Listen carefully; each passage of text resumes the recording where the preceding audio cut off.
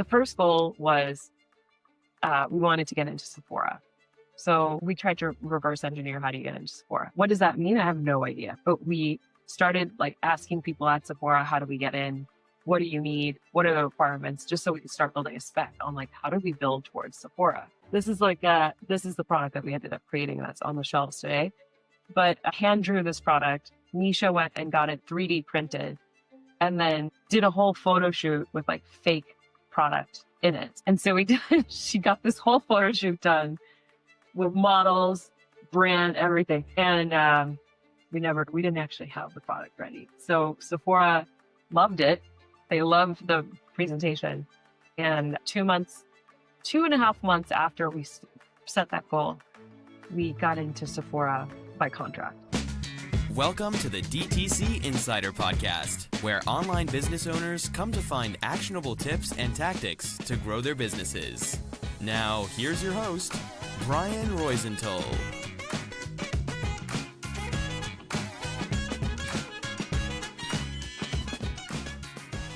Hey, welcome to another episode of the DTC Insider Podcast. I'm Brian Roisenthal, your host, and in case it's the first time you join our podcast, well, we have interviewed over 200 founders so far. It's the 5th season, and we typically discuss, business growth, what's working for brands right now, the challenges they have to acquire and retain customers, and of course, to grow a brand in this tough environment. Today, I have a great guest. She has a great story. Her name is Madhu Punjabi, and she's a co-founder and CEO of Lion Pose. Hey, Madhu, thanks for being on the show. Yeah, of course. Thanks for having me, Brian.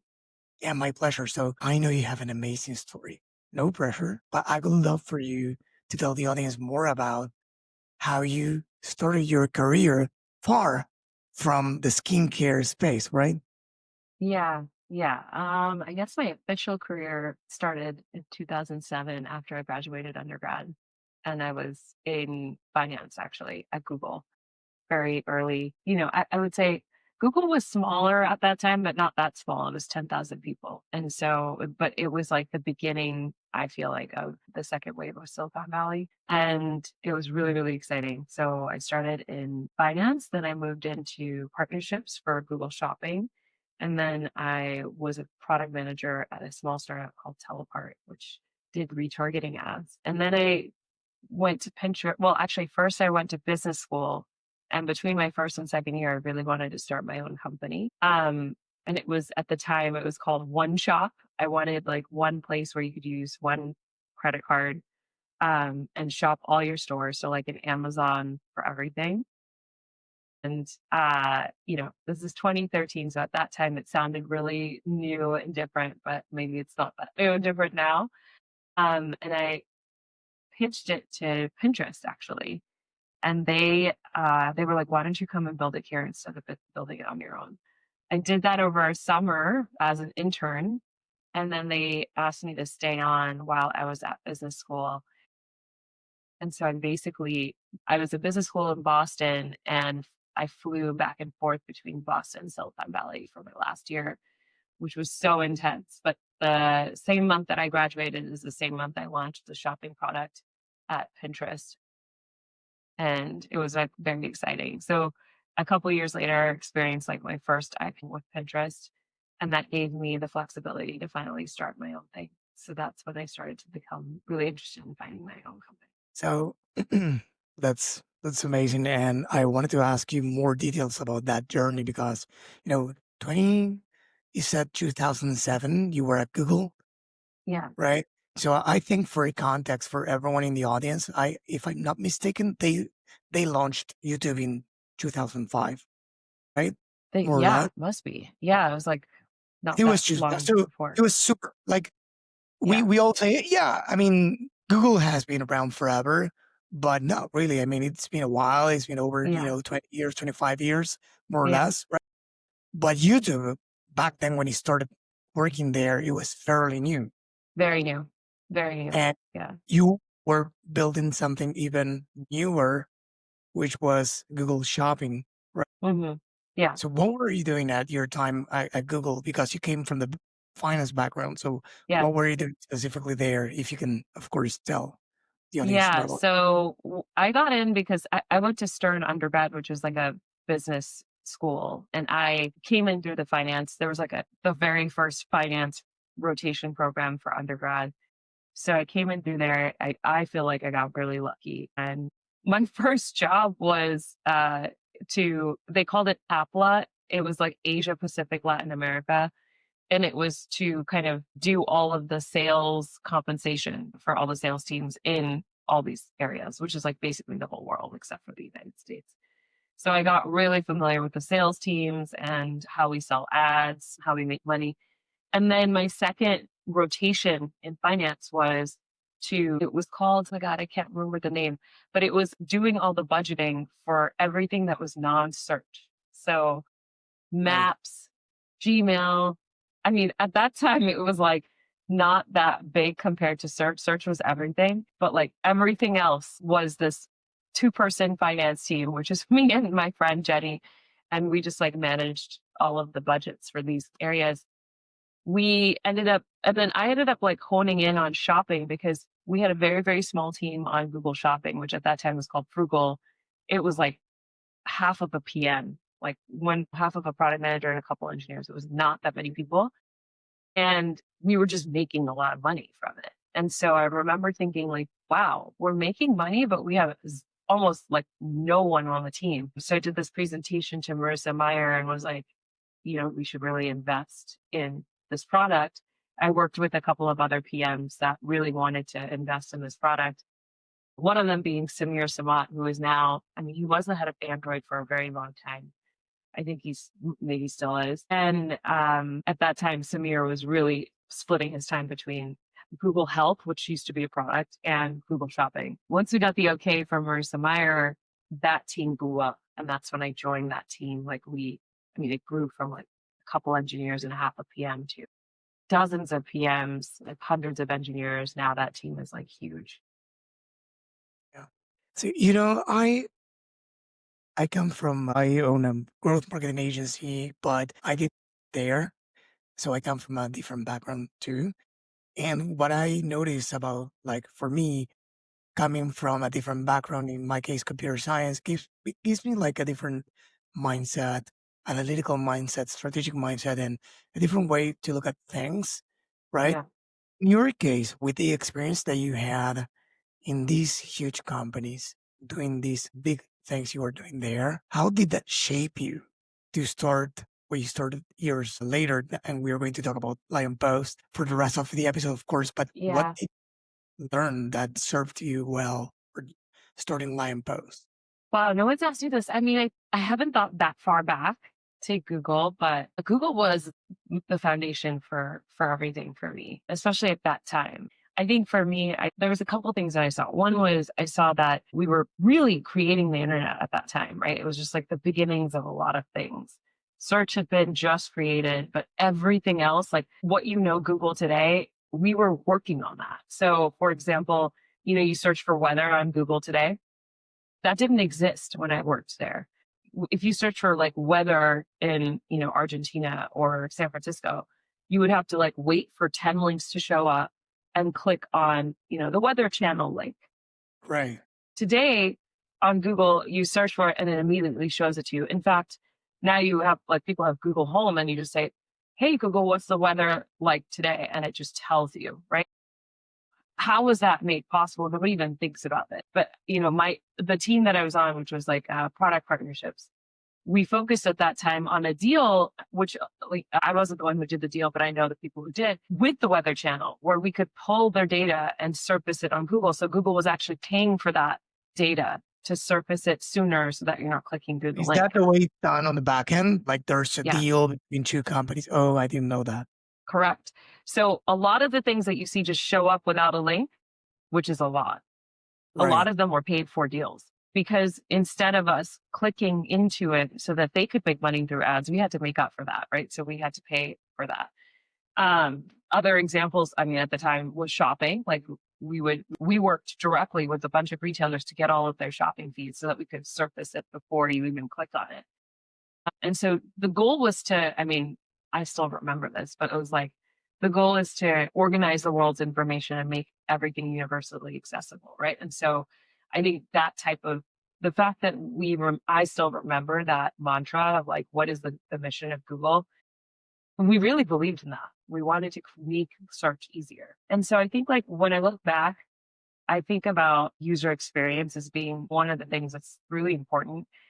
I think it's lost today, to be honest. In Google today, what I hear is just, it's so big now. But in the beginning, we really did care. We cared about what people were doing, how to make their lives easier.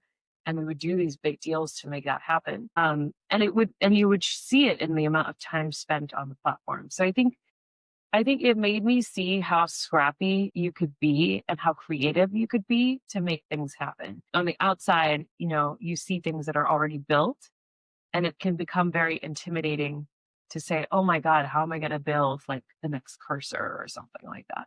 Right. But then I was on the inside and you saw how the sausage is made. So you're like, oh, there are steps and you can break it down and not all of it is you. Sometimes a lot of it is working with other companies.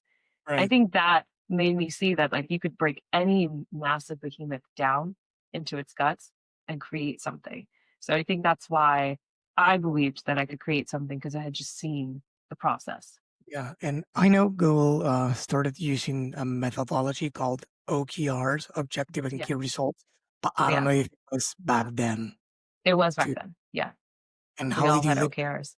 I read, Measure What Matters and the Yeah. book talking about that and all the stuff. And it's great, but you were there in the I first was totally, yeah. yeah. So did that help you? Is it something that you implement these days? Is it easy? Is it hard? Yeah. So OKRs were started before I was there. I mean, the big thing is that OKRs are, and we would always talk about this like we would always talk about stretch goals. Google is all about that. And I think the big thing is that everything was measured, right? And so that taught me the importance of data and measurement. That you set something, it may not be the right thing that you set, but like you're always measuring against your performance and against the goal, right? And so I think that today, even constantly just like looking at the numbers, making sure I know what's going on, like that is really important. Do I do it in the same process? No, because quite honestly, it was a very heavy process. I don't think it's fit for like a startup that's trying to move really fast because the process of setting an OKR sometimes would take like weeks to set an OKR. And we just don't have that bandwidth at a startup. But I think the importance of setting a goal and then just like measuring every single piece towards it, that's what we do. How did you? What was the first time you thought about starting Lion Post? Yeah. So it's actually my second company. My first company was and I didn't mention this, but I also worked at Facebook.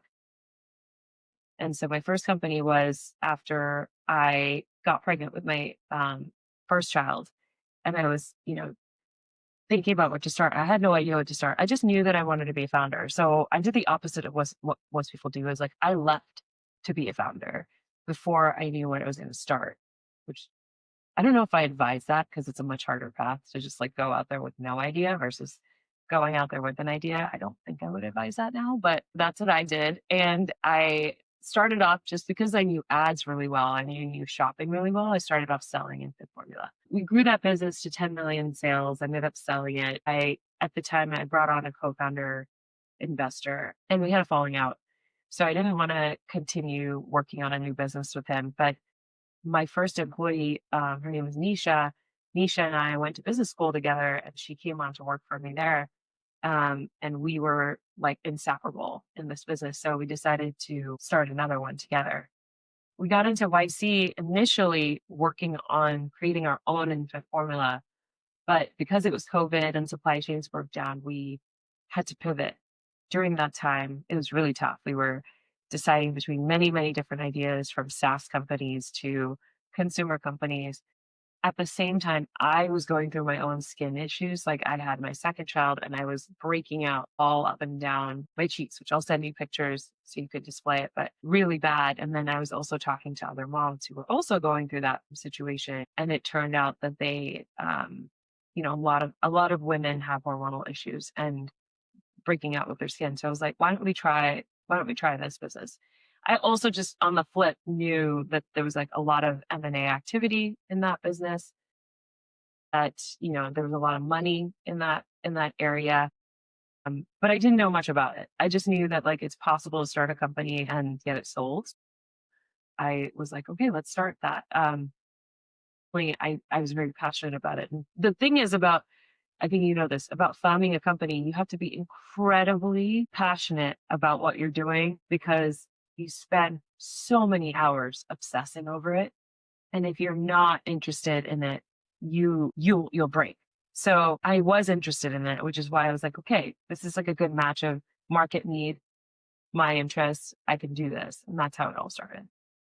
I think, well, first you said that you wanted to be a founder no matter what, right? So I first, before commenting on what you just said, I wanted to ask you why, because, well, you say yourself, it's tough to be a founder. Yeah. I started working on my own in 2008. After the big crisis in the US, I was working from here, from Argentina, for an American company as a developer, and they shut down their doors. And it was like, what do I do now? I kept some clients from the US because they closed the entire company. So I started, working directly with them. And then I started my own software factory, blah. But the thing is, first time founders probably getting business and want to be a founder for the wrong reasons. They think it's about freedom in the sense of having more time for yourself and probably have less freedom. Yeah, you don't have a boss, but you do in a way. It's either Yeah. yourself, it's Yeah. your customers, it's your clients, depending on the business you have. You have many. So you need to work harder. Work doesn't Totally. end at 5 or 6 p.m. and everything is on you and you wear too many hats. Does this ring the bell? Yeah. I mean, the problem is that like I don't think anybody believes it until they actually do it. So I was a product manager at Facebook, or Meta now it's called. And I was there, and I remember working like every Saturday that I was there. Almost every Saturday I would work at least a couple of hours. And there was like a point when I got pregnant when I was like, God, if I'm gonna work this hard at a company, then I gotta do it for myself, right? And I had this illusion of, okay, I'm gonna work just as hard, but at least I can control my hours, etc. Um, and then now I make like the first few years, like made way less than what I made, in that industry, and had way less flexibility, right? Like I can't call in sick. I can't go on vacation and sign off. I'm always on all the time. I haven't been on a single vacation where I didn't work since I started working on my own companies. But see, this is why I think you have to be so passionate and love what you do, because if you don't, you'll just be angry all the time, right? And I think that that's the truth, is that it becomes you. And so if you're not like aligned with it, it's very, very hard to keep continuing. So I completely agree. There's like actually almost no time for yourself. But I will say that there is flexibility in that you can choose when to be at certain meetings because you run the company. But it's not like you can get rid of the meetings or get rid of the client or you know what I'm saying? And so sure, if I have like a doctor's appointment in the morning, I could say I'm gonna go to a doctor's appointment, but I still need to figure out when I'm gonna do that meeting, and maybe I'm doing it at 8 p.m. at night. And so, Yeah. whereas I could just sign off after Yeah. 5 p.m. The passion part is important more than people can imagine because Yeah. it's it's actually simpler than it looks like because these days, sure, there are many inventions like product invention, new products, but Yeah. most brands sell something that somebody else sells too. And if you're going to stand out from the crowd, because you can say, my product is different because X, yeah, but they don't know.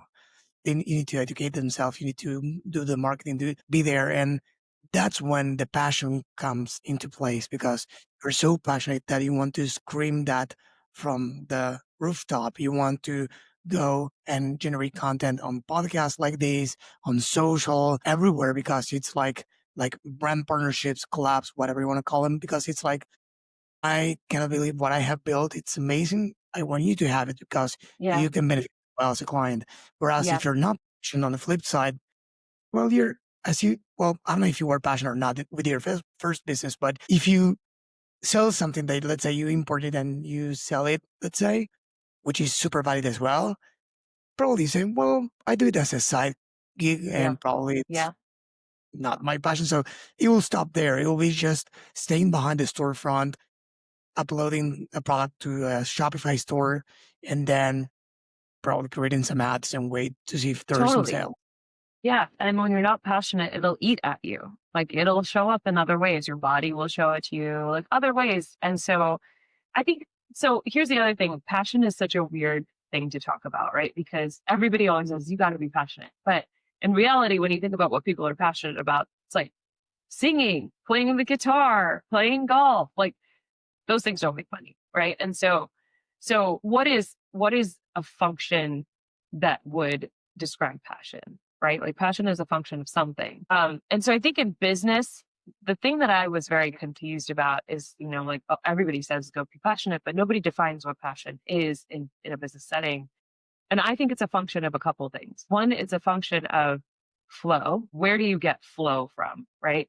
If you were to work on something for a very long time, could you keep going? And that doesn't mean that it has to be like singing. Like my passion is sing. I love to sing and I get into a flow, etc. But there are other things that I get into a flow. Sometimes this is very nerdy, but like sometimes I could look at code all day just trying to solve it because it's a puzzle that I want to solve, right? So that's like, and I bet there are many people that are like that. So that's one, it's flow. Two is I actually think that here in the business setting, it has to be able to make money. So like you can't have a passion that's not going to make money because at the end of the day, you're going to burn out because you can't sustain. So it has to be something in the context of generating income. Now that means that, yeah, if singing like mine is your passion, it's going to be very hard for you to make money. So you have to be okay with that. And so I think that's like, how much can you sustain? What is your lifestyle like? How much money do you need? Because it doesn't matter how much you love something, you're going to need the cash, right? And then three is that I think you really need to think about what is it that you can improve upon, right? Like, so you need to see how you can contribute to that because I think that brings joy and satisfaction. So it's not just about flow, as many people get flow in meditation, but can you contribute to the world of meditation? That's a question, right? And maybe the founder of Calms felt like he could, right? And so, like, do you have some unique knowledge or insight that you feel like you can contribute? Because that is how you will continue to be interested in it. So for me, I think that's how I define passion. I'd be curious actually how you define passion because, especially in the business context, very hard to understand what.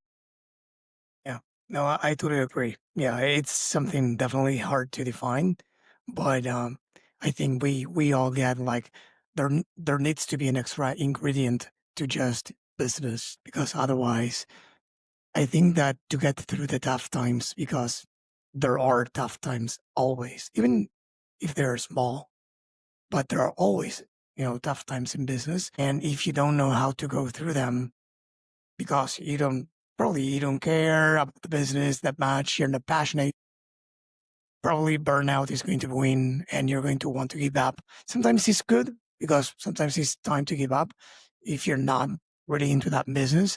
And sometimes it's because due to, I don't know, market demands where everything changes, these days with Yeah, AI, but not only that.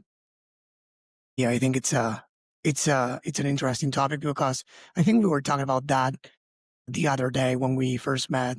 And it's yeah, the fact that these days, at least the brands that I interviewed here in the podcast, the ones I talked to or I work with at the agency, the common theme that I see is that they go beyond the storefront. They care about their customers. They build communities. They have strong missions and visions, and they put those into actions. It's not just a mission statement on the website. Is they put those into action from hmm, internal things like hiring team members, firing team members, the company culture, what they build products around, and yeah, of course, what they speak about with their customers they choose to engage with, and the brand collapse, creator collapse, like everything. Everything is like why yeah, people choose them over somebody else selling similar stuff. right. So I think that's really important. And that without passion, can it be possible? I don't know, but I think it's an uphill battle, right? Yeah, totally. So I wanted to Yeah, ask you now more about, what came next? You said that you were, discussing some business ideas with this co-founder because you looked like you were certain that you wanted to be doing something with her, regardless of what you did, like SaaS or whatever company type. But once you said we're going to build Lion Pose, what came next? How did you proceed to make this company a success? Yeah, so funny. Now that I'm like thinking about it, I did everything in reverse of what I would do today. I, initially like didn't have an idea, but I knew I wanted to be a founder. Then I had a like co-founder. We didn't have an idea, right? And so then we like come up with an idea. And so, you know, I would actually do it I would do everything the flip now, like come up with the idea, get the co-founder, get, all that stuff, get the funding. But because I did it this way, which is amazing, like I learned so much, right? And so my co-founder and I are really good friends, which is why we started the company together. And the other thing that I had like read or learned about a lot is like you really have to trust your co-founder. And I know that my co-founder and I, like we have been through so many ups and downs. We have been through really, really tough times. At my first startup, that I was like, this is hands down, this is the person that I know I need to start a company with. And it's true. Like the first few years of starting a company, incredibly hard. It's like having a child. So hard. If you don't have your like spouse, I mean, I like God bless like single parents. It is so, so hard. Right. And so I think of the same way as like raising a company. It's like raising a child.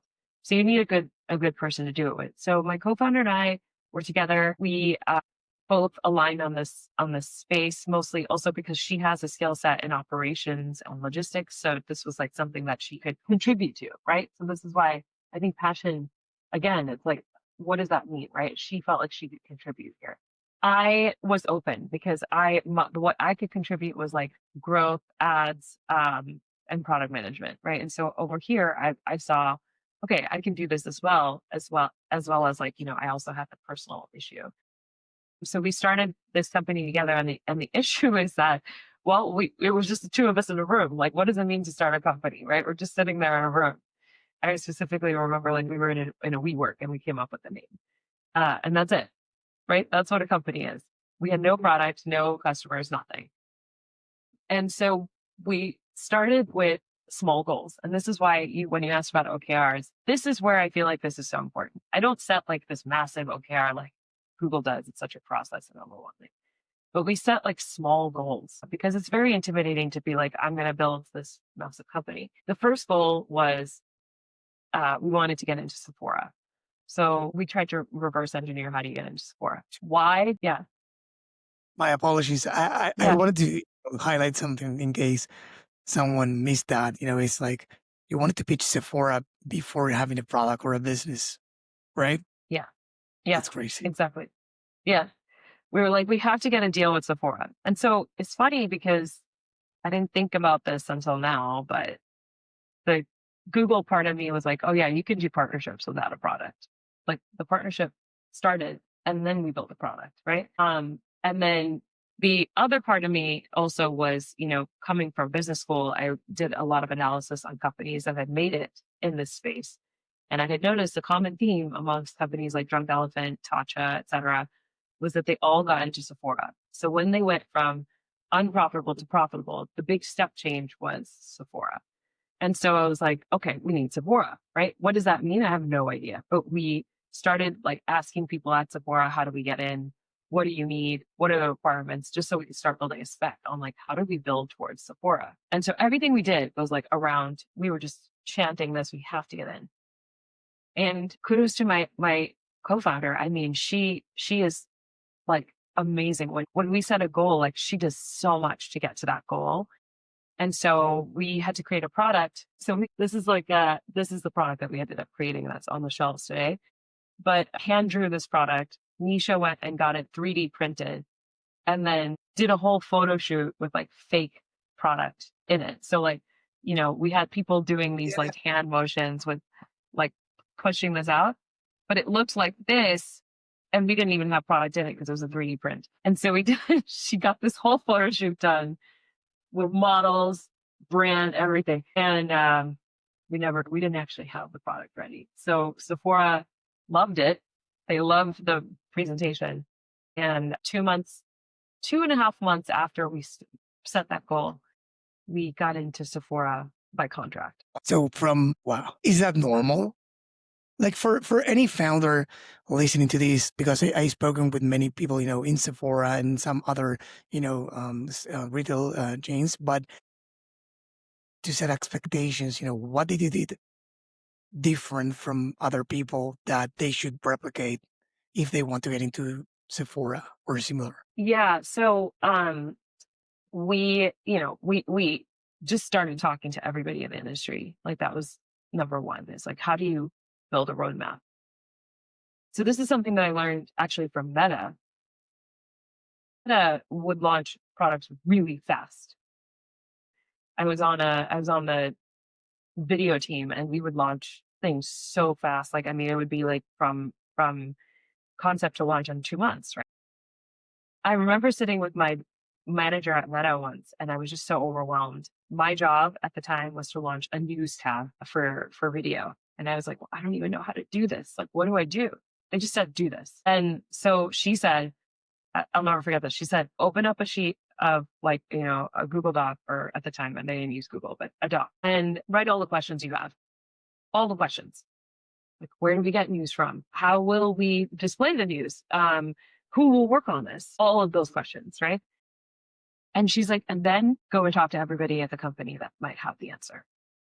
So then I just started setting up coffee chats with everybody at Meta that had ever worked on news or new news, or engineers that would know how to display the news.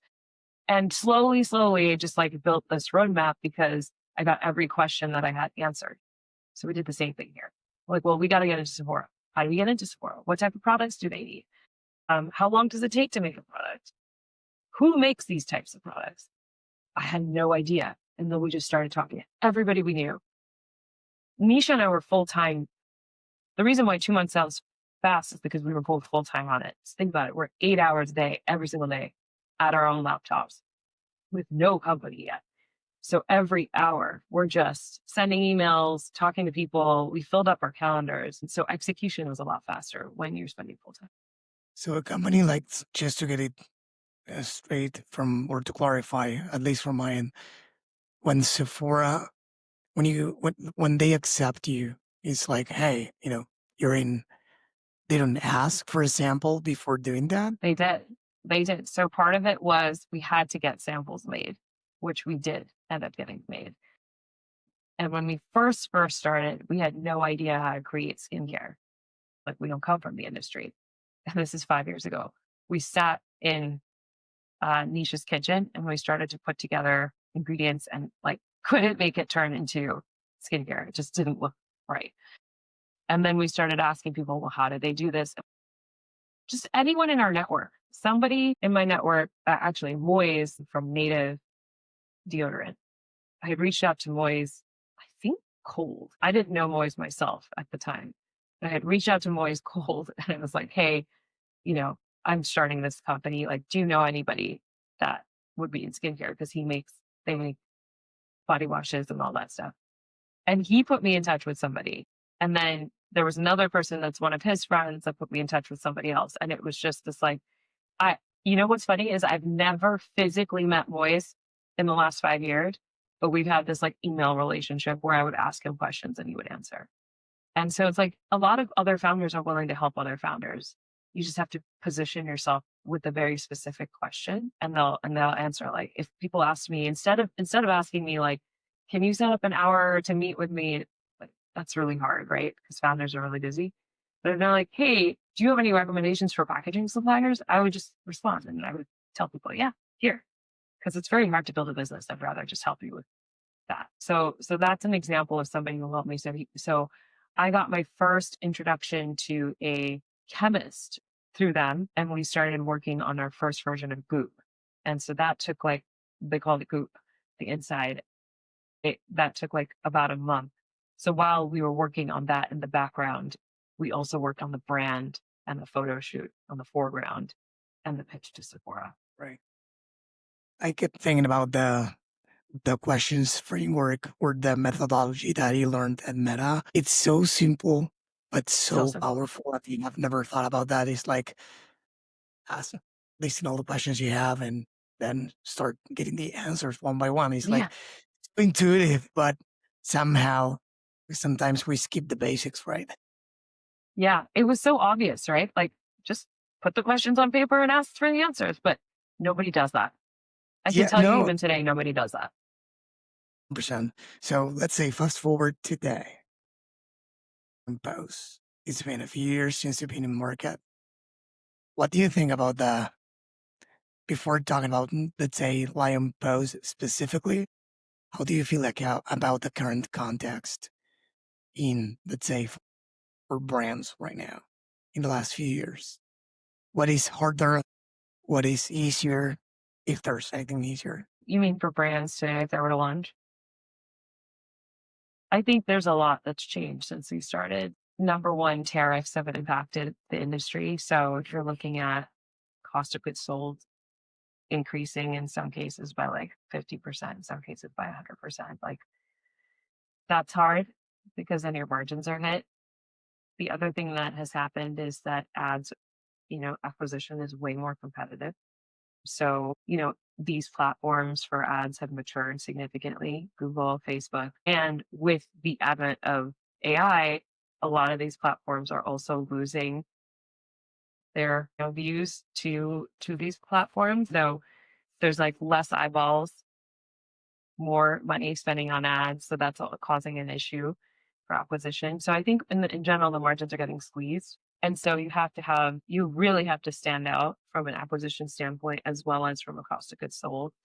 And so that's like one of the things that we're working on at the company is like, how do we vertically integrate so that our costs are reduced significantly? And then how do we come up with clever ways to acquire customers that are not the traditional ads like platform play? And so I think that's what, as a right now, the industry and any e-commerce company, I think is probably going through that. I'm curious to hear from you what you're seeing. It's the same thing. Like I think that what you say yourself, like costs are going up, margins are thinner, competition is high, fewer eyeballs as well Yeah. in different channels. So I think it's definitely I don't know if tougher, easier, it's different. And I think that brands need to go back to I mean, we've been talking about this honestly for the last 2 to 3 years here on the podcast. Yeah. It's like brands need to go back to the fundamentals, because building a brand after the pandemic was, and even before the pandemic, even more, it was like throwing some money at these ads platforms and getting money on the back. And it's like you put $1 in, you get two out. It was that game, but then it wasn't anymore. And everyone was talking about retention. Retention all of a sudden came like so important. Whereas before it was all about new customers, which it's always important to acquire new customers. But if you are not, I'm not sure if the word is neglecting rejection, as many people say, but if you're not giving retention the importance it deserves, probably you're not giving number one, your existing customers, the importance they deserve.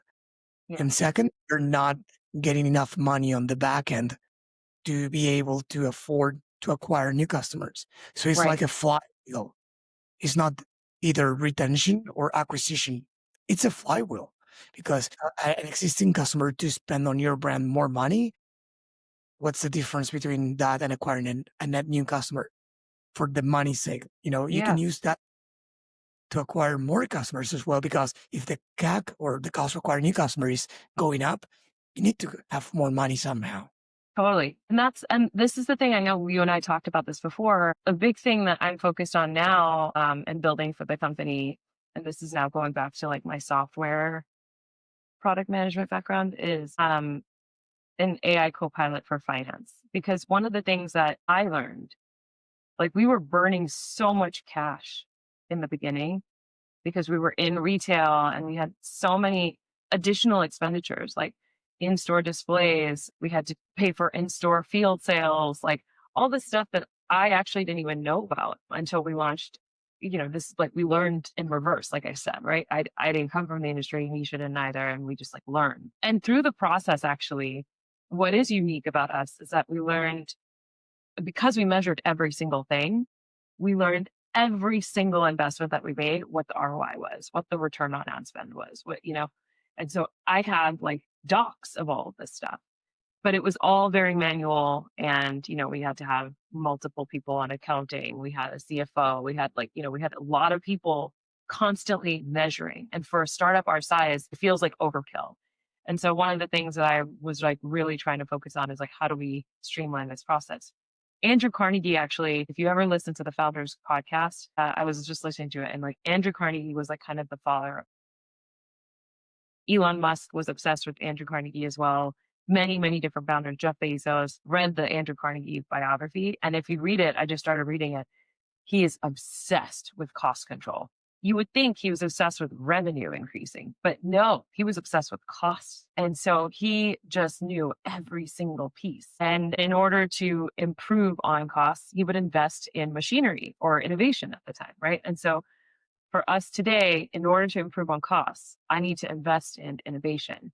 And that is really why I'm focused on that today is like, how do we build co-pilots in areas when we need more metrics help and to reduce the cost that we're spending on headcount? Yeah, I totally agree. I'm a big believer in, or I preach that all the time in terms that the brands need to know their numbers. Like that's the simplest statement. Probably you need to know your numbers as a brand. Otherwise, what are you doing, right? And I know it's easier said than done because some numbers are not that straightforward to get, but some brands don't even know any numbers. What's like, how much can you pay to acquire a customer? I don't know. What's the LTV? I don't know. What's whatever? I don't know. Gross margin? I don't know. So it's like if everything is I don't know, then what game are you Why do you playing? think they don't know? Yeah, and so what is it that you're building right now specifically? You said a co-pilot, but could you please go more in depth? Yeah, yeah. I mean, so it's just the beginnings. Like, I don't want to I don't want to Right. overpitch. It is really, to get to the basic financial statements, like balance sheet, P&L, cash flow statement. That's a whole set of work, right? That's accounting and bookkeeping. Then to make decisions as a founder, you need to know things like CAC, LTV, um, and cohort analysis. That's like a whole separate state. So for me, what I just want to do initially is like bring all those pipelines together. Every single source of data that you have that would help you make decisions as a founder. In D2C, for example, your Shopify data, like sales data, your cohorts, your QuickBooks, all of that into one place, your Klaviyo metrics, all that into one place to make decisions. So you could answer questions like, how much should I spend on ads next month? What was my burn rate last week? What was my best performing ad? Which ad leads to the highest LTV? Right? Like, how do you answer those questions today? I'm actually curious if you can even answer them because like it's very hard to answer them for The us. last one, probably the which ad, like linking in a single ad to LTV, probably. I mean, perfect attribution is like trying to chase the sun. Right. I think there are different attribution. Well, you know about these probably more than me, but it's like there are different attribution models. None of Yeah, them is totally. perfect. I think it's all related to the lenses you wear to and Totally. you look at. I think that you can measure many stuff that I would probably focus on more holistic measures.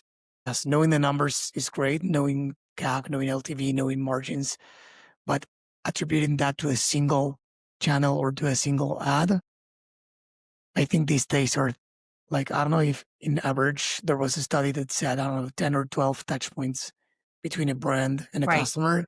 Yeah, totally. Like I always tell the same example, like super quick. Like if you told me, hey, Ryan, you should watch this TV show, I would say, why? Well, because it's, I don't know, an action TV show. Oh, okay. Yeah. And then someone else told me, Brian, you need to watch this TV show too. Oh, somebody already told me about that. Why? Oh, because there's this actor in that TV show. Oh, great. And then somebody else comes and tells me something else. And I said, oh, now you got me because this is what I wanted to know because Yeah, I love whatever. totally. So it's, there could be different reasons for people to be triggered and people take action, as you know, when they Yeah. are triggered. We, of course, accumulate, let's say, proof that something's good through these experiences and this exposure, but then there's something that triggers us. So you saw a Google ad, but then you saw a Meta ad, and then you saw whatever, Right. and then Totally. hey, And what's a friend, your last and then click, basically? Uh, your mood at that moment. Maybe you're in the mood of, you know, this is for me right now. And then some other days is like, no, I'm not convinced. yeah, totally. I completely understand that. And look, it's not perfect. It's not a perfect science at all. But we were also keeping track of every single piece of PR that came out. What was happening with that, right? Like, where were the sales spikes happening? Like, we might have had ads running at the same time as a PR push, at the same time as like a retail push, right? And it's not, when you have those things stacked, it's not perfect.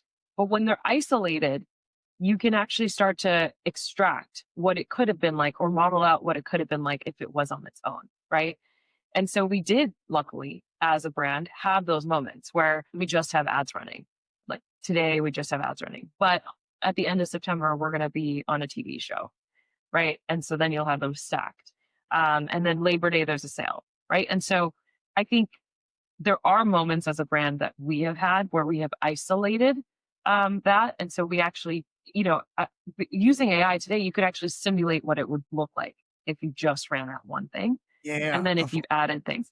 And so I think that there's a lot that's going to happen in the next few years in measurement.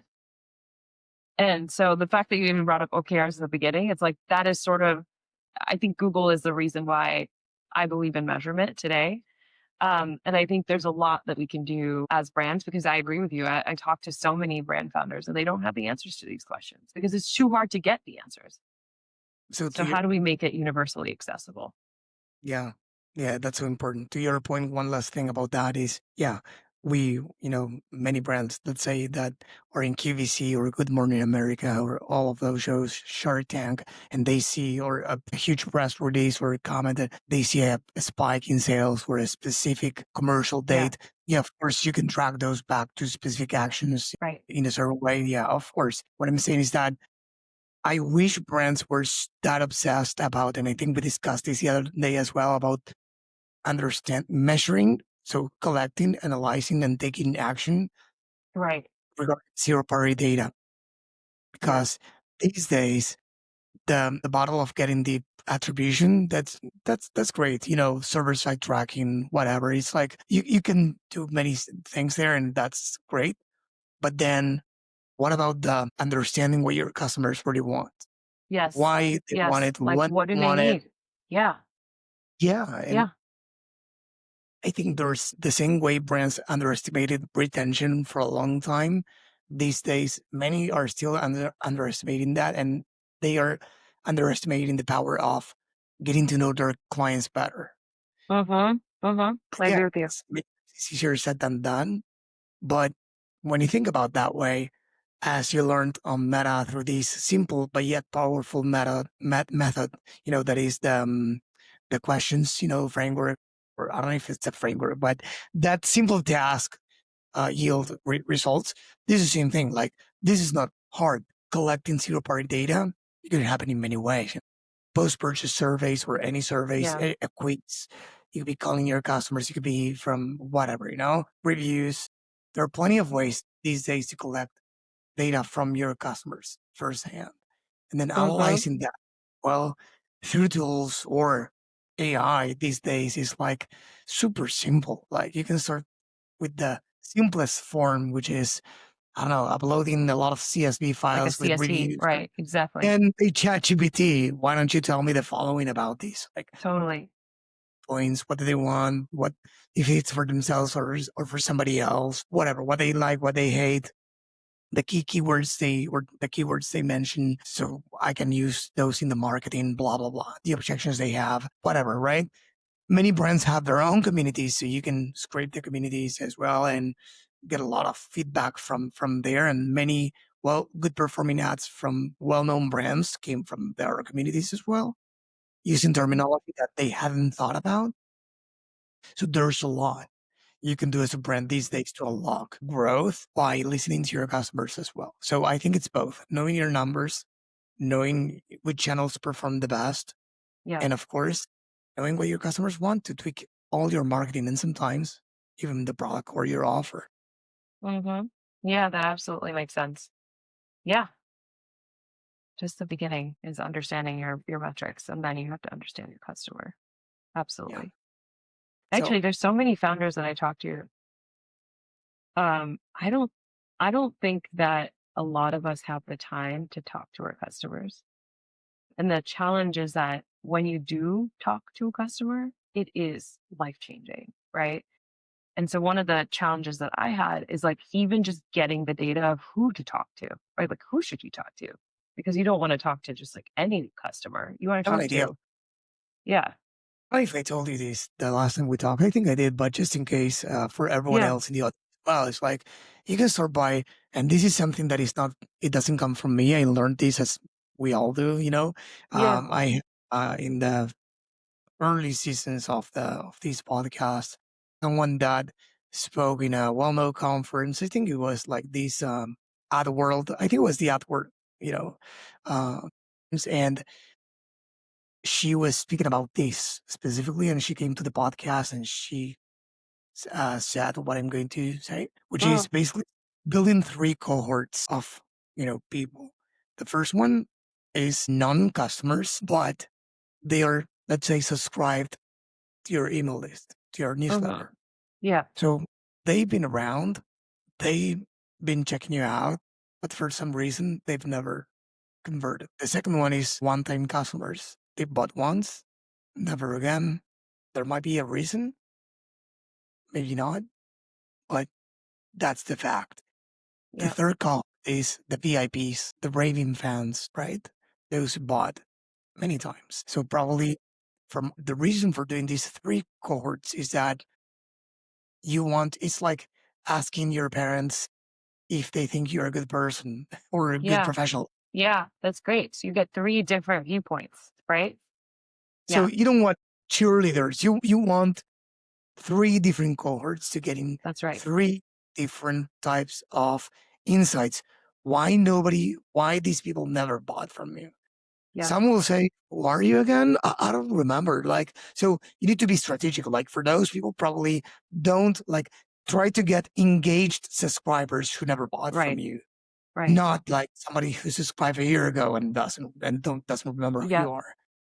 Second, it's like again, people who not who bought yesterday, people who had time to buy multiple times but didn't. So yeah, hey, you bought this. So you always call from a point of trying to get feedback and help. It's like I want to understand what made you buy this if you remember, right. and why did you decide to not buy it again? Many people will say probably depending on the vertical, I didn't need this again. I don't know. But in the cases like, repeat purchase products that they need to replenish and maybe they say, I don't know, made my screen dry or whatever. So Mm-hmm. it's like, take notes. And from the raving fans, it's like asking your parents, it's like, oh, give me the Yeah, law. of course. It's like But you're you, gonna you get need amazing to buy responses. from me what other brands try. Why did you replace those brands for mine? And so you'll get those, and you don't need to call 1,000 people, but just to say, I'm going to talk to 10 of those a month, Yeah. 10 of those, 10 of whatever. Just get started doing that Yeah. because once you insights that you get, probably with your methodologies, let's say in your case, you will iterate Yeah. on the keywords and then you want to find out, hey, what do you think now? You know, did it change? Absolutely. That's what I think it's worth doing with your customers, at least. Yeah. So that's great. That's a good framework. Thank you. I'm like learning a ton from you as well. Well, this is awesome. Pleasure. Yeah. I feel like if we could answer all the questions of how to run a company. You keep talking forever, but I want to be respectful with your time. I think this was a great episode and different as well, because of course we talked about Lion Post, but we talked about many key insights and many key ways, at least from my point Yeah. of view, that are interesting for me first and for people listening to say, hey, there's a different way. Many people think, oh, I need to be probably a well-established brand to go into the Sephora. Well, Yeah. here example of the opposite. So probably you can do things differently. You can plan first and then execute based on that. You can gauge interest and validate demand. Even with a huge player like Sephora as Yeah. well, the methodology about, listen to questions, I take that for myself as well. So I wanted to thank you for coming to the show and delivering so much value. Chris, thank you for asking such amazing questions that made me think too. And I feel like I've learned so much about myself in just this last hour. So thank you as well. Thank you. That makes two of us. So for everyone listening to this, why don't you tell them, sorry, where they can go to learn more about you and the company? Yeah. So our website is lionpose.com. Very simple. Instagram. So those are the areas you can find me. Amazing. So Madhu, it was great to have you here in the podcast. Thank you so much. Thank you. This episode was brought to you by BSR Digital. We help DTC brands grow through paid ads and email marketing campaigns. If you'd like us to help your business grow, head on over to bsrdigital.com and schedule a call with us.